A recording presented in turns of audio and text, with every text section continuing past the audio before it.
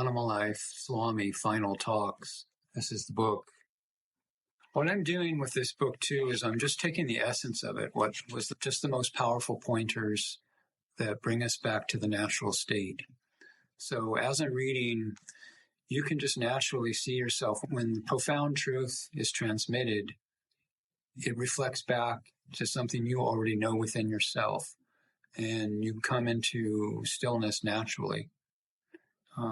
They call it vasanas, latent tendencies of mind, psychic impressions. These kind of things can come in and appear to interfere with this process, but they have no say-so in this. And eventually what happens is more and more your focus is on the eternal, and less do the vasanas have any kind of power.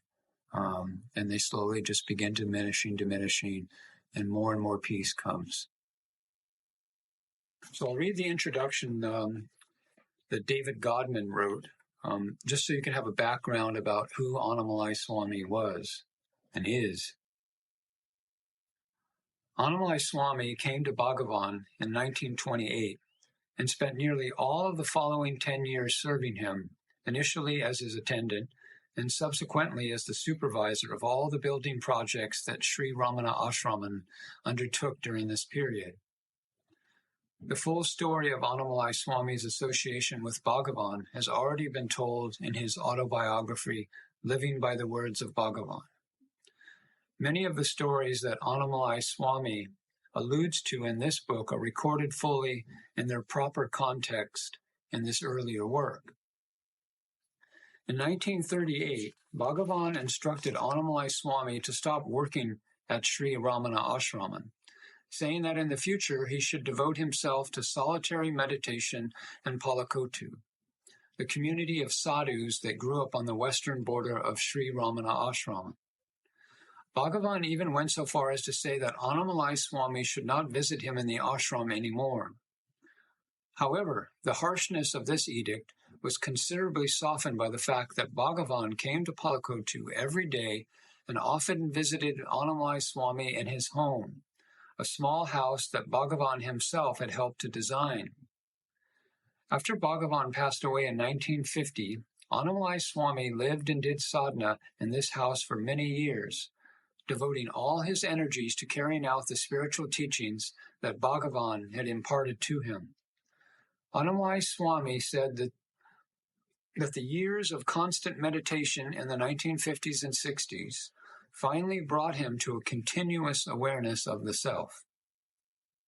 In the 1980s, devotees, many of them foreigners, began to visit Annamalai Swami in order to get instructions on Bhagavan's teachings. Some of the dialogues from this period appeared as the final portion of Living by the Words of Bhagavan. The visitors to his ashram and the readers who subsequently encountered these teachings in his book were often surprised by the elegant and trenchant way in which Annamalai Swami passed on the teachings that had been given to him by his master. Though he had had virtually no formal education, his deep experience of the subject matter enabled him to communicate it with a rare authority. Unfortunately, very few of these sessions were recorded, so there is little record of these teaching sessions that took place in the 1980s and 90s. However, in 1995, the year that Annamalai Swami finally passed away at the age of 89, audio recordings were made of the sessions that took place between March and October. This small book is an edited record of what turned out to be the last 6 months of Annamalai Swami's teaching career. Annamalai Swami's teachings were uncompromising, straightforward, and rarely deviated from a solid core of advice that he himself had been given by his own guru. However, they were delivered with a force and a gentle humor that was irresistibly attractive. In the last few years of his life, his small room was invariably packed on the afternoons that he dispensed his wisdom. In offering this book to the general public, it is my hope that it will be found to be as useful and stimulating as the earlier collection of teachings. May the blessings of Bhagavan be on this small but valuable teaching record. David Godman, Tiruvannamalai, October 1999. So we'll begin with the essence of this book. Annamalai Swami, mind is just a shadow. Attempts to catch it and control it are futile. They are just shadows chasing shadows. Don't chase your shadow thoughts and your shadow mind with mind control techniques, because these techniques are also shadows. Instead, go back to the source of the shadow mind and stay there. When you abide in that place, you will be happy, and the desire to go chasing after shadow thoughts will no longer be there. Mind is a bundle of thoughts, an insubstantial shadow that will follow you around wherever you go. Attempts to eliminate or control it cannot succeed while there is still belief that the mind is real, and that it is something that can be controlled by physical or mental activity. You do not get self-realization by getting rid of the mind. It happens when you understand and know that the mind never existed. It is the recognition of what is real and true, and the abandonment of mistaken ideas about the reality and substantiality of this ephemeral shadow you call the mind. This is why Bhagavan and many other teachers kept bringing up the analogy of the snake and the rope. If you mistake a rope on the ground for a snake, the snake only exists as an idea in your mind. That idea might cause you a lot of worry and anxiety, and you may waste a lot of mental energy wondering how to avoid the snake or kill it. But this fact remains: there is no snake outside your imagination. When you see the rope, the substratum upon which your false idea of a snake is superimposed, the idea that there is a snake and that it is real instantly vanishes. It is not a real snake that has disappeared. The only thing that has disappeared is an erroneous idea. The substratum upon which the false idea of the mind has been superimposed is the self. When you see the mind, the self, the underlying substratum is not seen. It is hidden by a false but persistent idea. And conversely, when the self is seen, there is no mind. Consciousness alone exists. If you generate a firm conviction that this is the truth, eventually this firm conviction will become your direct experience. Consciousness alone exists. This is to say, whatever exists is consciousness alone. Don't allow yourself to regard anything else as being real.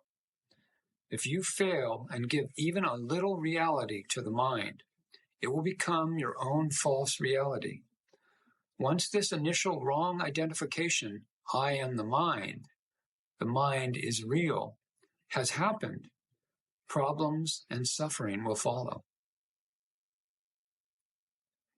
The self is not a flame that can be blown out by the passing winds of thoughts and desires. The self is always bright, always shining, always there.